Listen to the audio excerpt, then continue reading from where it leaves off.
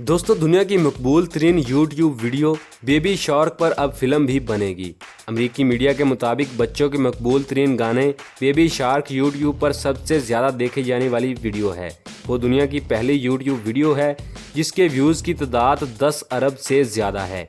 अगर यूट्यूब पर इस मकबूल तरीन वीडियो को देख कर भी दिल नहीं भरा तो अब जल्द सिनेमा घरों में भी इसका जादू चलता हुआ नजर आएगा। दोस्तों, बेबी शार्क पर अब फिल्म बन रही है जो 2023 में रिलीज होगी।